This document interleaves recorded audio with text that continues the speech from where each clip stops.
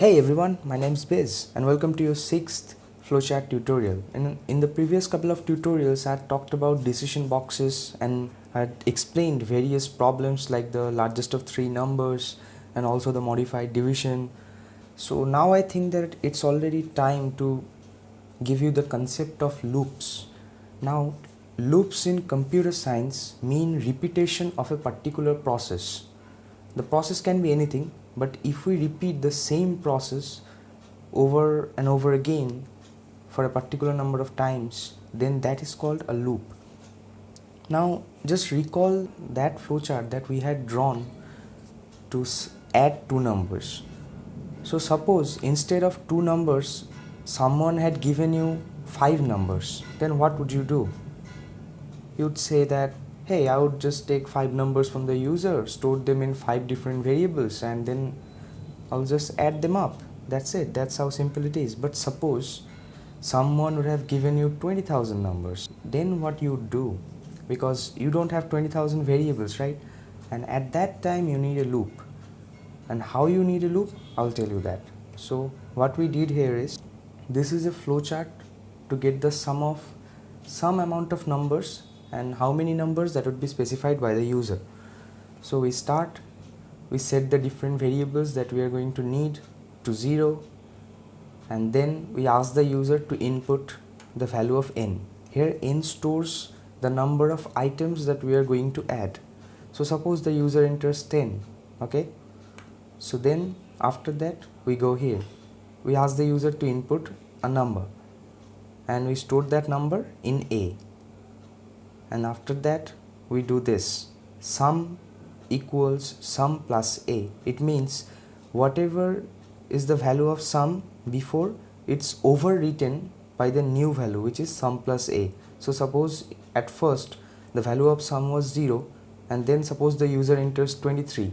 So now the value of sum plus A is 23 plus 0, which is 23, and we store that 23 into sum. So now the content of sum is 23. Now initially, and then what we do I is equal to I plus 1. Now initially the value of I was 1, so now the value of I is 1 plus 1, which is 2. So after this process box we have sum 23 and I2. Then we go here and we check whether I is less than equals to n or not, which means whether 2 is less than equals to 10 or not.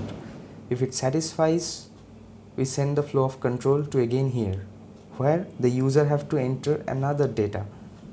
So it asks the user to enter another number. So he enters another number, and that number is overwritten in A. So suppose now the user enters 15. So now A stores 15.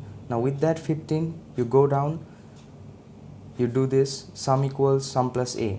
Now the value of sum is 23 because we had calculated that in the previous step, right? So now 23 plus 15, which is 38, and that 38 will be stored in sum. So now the content of sum is 38. And then we do I equals I plus 1. So now I equals 2 plus 1, because the current value of I is 2. So 2 plus 1 is 3. So now the value of I is 3. Sum 38, I 3, we check again whether 3 is less than equals to 10. It is. So we again move the control to here. So you know that like this, how many times will it continue? Obviously 10 times, right? Because when the value of I will be 11, then this condition, this won't satisfy. So what you will do, you will go to follow the no hand, you will go down and you will display the sum, and then you will stop. So that is the concept of loops. Look, if I had not used loops, then what you would have to do? Here you would need 10 variables like A, B, C, D, E, F, G, H, I, J. So that would just create a mess, right? But instead, using a loop, I just used a single variable to get the data from the user. And in each iteration of that loop, I added that number with the content of sum.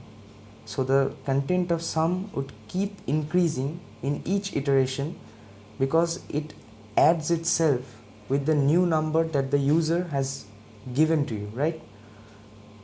And how many times will it continue? the number of times that the user has provided. Whatever is the value of n, that many times the iteration will continue. So that's it guys, that's the concept of loops. Now we'll be using the loops in the next couple of tutorials because I have many other problems to show you.